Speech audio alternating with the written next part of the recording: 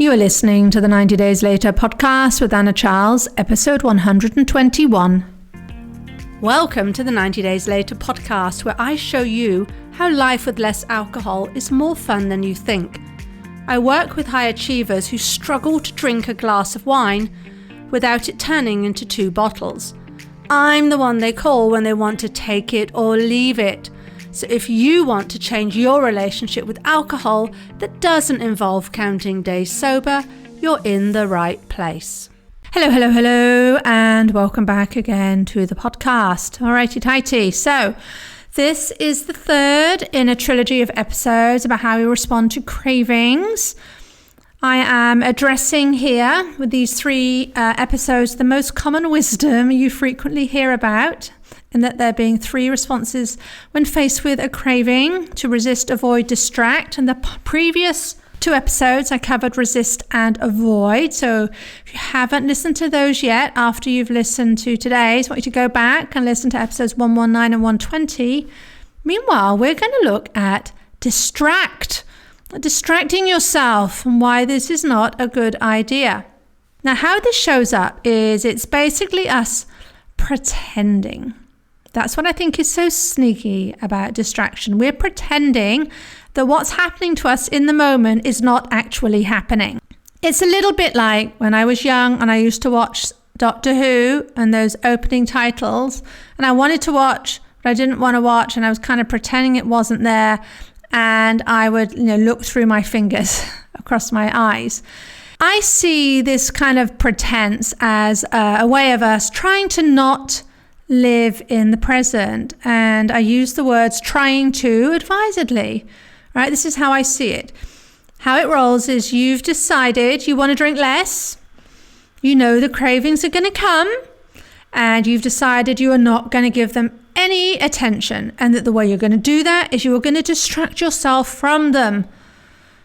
And people generally have a great long laundry list of how they distract themselves. Maybe it's going for a walk, doing the knitting, doing some crochet, doing a crossword, tidying out the cupboard, rearranging your wardrobe, going around for a drive in the car, by not letting yourself go into the kitchen where you know the white wine is in the fridge. I mean, all the things. And after resistance, I think distracting yourself is probably one of the most commented on and preferred and suggested techniques I read about in Facebook groups and message boards. It's one of the number 1 things you're encouraged to do. Just distract yourself through the urge. That's all you need to do. Now, this approach, I think, can get very confusing. There is nothing wrong with going for a walk or doing some knitting or a crossword or cleaning out the kitchen cupboard or whatever it is. There's nothing wrong with any of those tasks. It's when you do them expressly to try to keep your attention diverted from the craving that we move into muddier water. As with avoidance, a lot of the time when we're distracting ourselves, we're doing so because we are afraid. You fear that you won't be strong enough to not have the drink if you aren't furiously thinking of something else instead and giving basically all your attention to this other thing. Sort of almost you've got your fingers crossed behind your back that this will work. Now, does distraction work? Well, yes, it can. In fact, it can work for a while, but it's dependent on you being able to be distracted enough each time. Right? So you always need your knitting with you, or a book with you, or a kitchen cupboard to clean, or you need to always be able to go for a walk or whatever it is, right? Because the way you will view this is your ability to manage and live through the urge is dependent on you being able to distract yourself. Fair enough, you might say. But I will ask, what happens when you're at the wedding?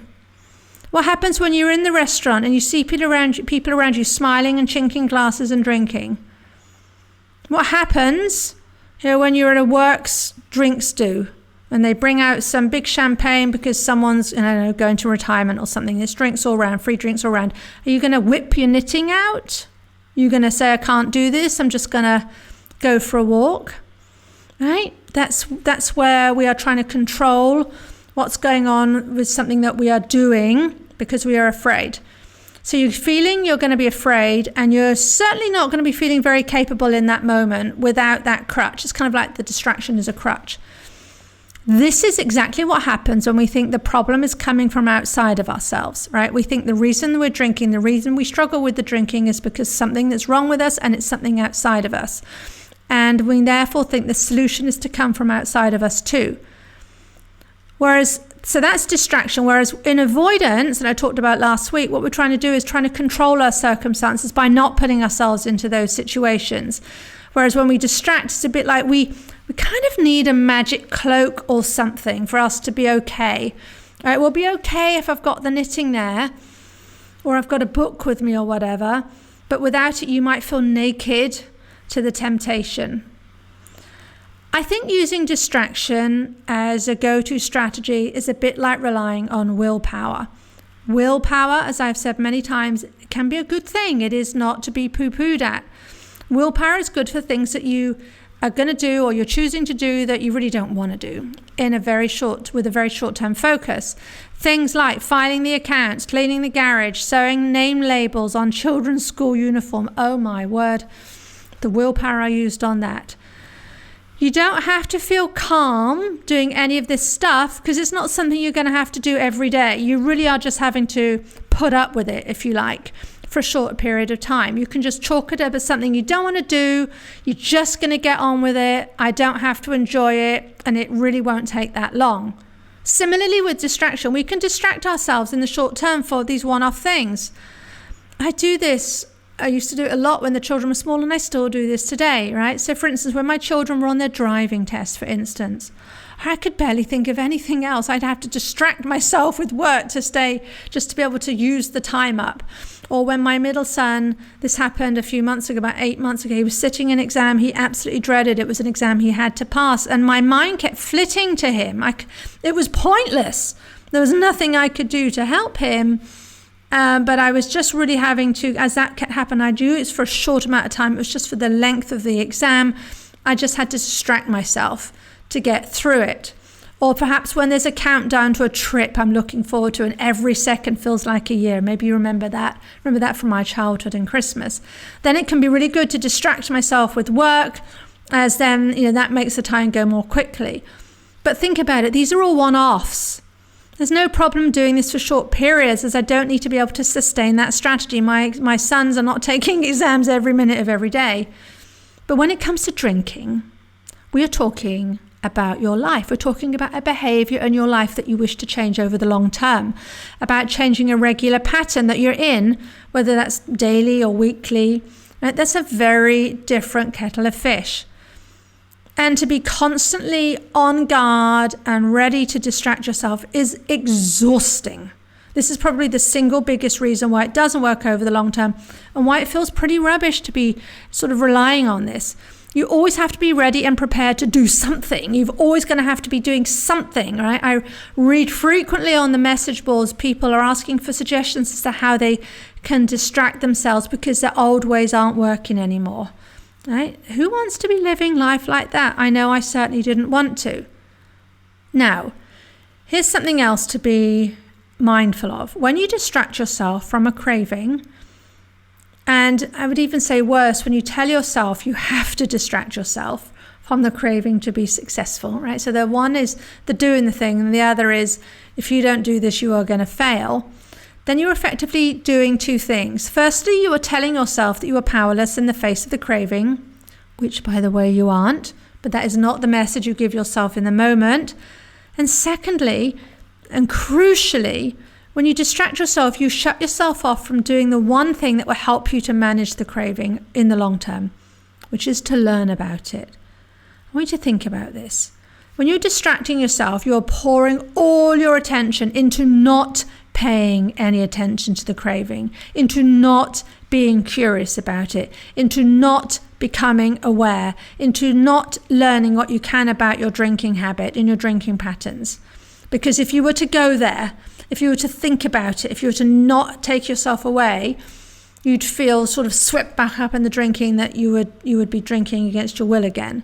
Right? So you're doing the exact opposite thing than getting the information that's going to help you to make the change in the drinking pattern, right? By really not focusing on it, you're doing the exact opposite to what you need to be doing.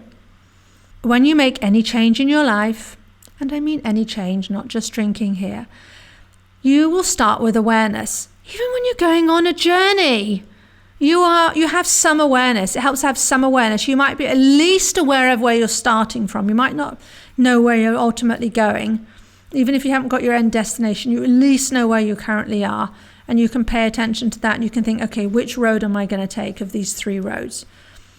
So if you have a story, my friend, about needing to distract yourself from the urges as the only way forward, I want to give you an alternative approach. And the way you do that is by getting curious. I want you to ask yourself, how is that true? How is that true that you need to distract yourself to be successful? And then I want you to ask yourself, why is that true? And then how would you feel about yourself if you were able to manage a craving with distraction or without? Right? So that then gets us to the point where we start to see what we're capable of. And we can do it with distraction, but if we can do it without, that's when we have the power. And then which of those would you want? So in summary, I want you to get curious and just really inquisitive with yourself. What would life be like if your success at drinking less hung on your ability to distract yourself forever, right? That's where you are right now. What's your life going to be like? Just always thinking that. And what if that wasn't necessary? How would you then see yourself? If you're not sure about this, here's a few more questions. Write these down, jot these down, pause the podcast and answer them for yourself. What decision would the most successful version of you make? Which choice aligns with where you want to be in 5 years? That's where you sort out through doing this tough stuff now versus the stuff you know is going to move the needle forward. Which choice feels like fear and which choice feels like empowerment? Which choice would you make if no one else's opinion was involved? If your spouse, your mother, your mother-in-law, your friends, if you didn't have to think about anybody else, what choice would you make? If you could choose to not work with me and continue to stay the course you're currently on, where will you be in 6 months? And for those of you out there who might be doubting coaching or yourselves to follow through on the coaching or me in terms of delivering the coaching, what if what I'm talking about, what if working with me actually does produce the results? What if it does work? What if it changes everything? What then? Now listen, there is no rush to sign up. I know I have a call to action, which is to reach out to me, to have that initial free call with me and see what's possible and get started on this, because this is the quickest way to change your relationship with alcohol. I know that to be true. That is what I encourage you to do. But there is no pressure. There is no rush to sign up. But I will leave you with this. I want you to notice that all decisions in life either speed up or delay when we achieve the results that we are looking for. And that the more we avoid, the more we just push off for tomorrow. But tomorrow invariably never comes, right? Because we're then still stuck in that same old pattern. Decisions are the only thing between where we are now and where we want to be. Your decision to work with me and go all in on yourself, to say yes to yourself, is the only thing that's standing in the way between you and the life you desire. Always choose the more empowered choice. And if you do want to do that, go to 90dayslater.co and click on book a call and we will talk. Right, thanks for listening. I will see you next week. If you like what you're learning in the podcast and you want to take the work further and achieve total freedom around alcohol, let's talk. I help my clients stop reaching for that first glass of wine the moment 6 p.m. rolls around and they don't miss out on life. Email me for more information on anna@90dayslater.co. And if you did enjoy the show, I'd really appreciate if you'd leave a rating and review to help others find the 90 Days Later podcast.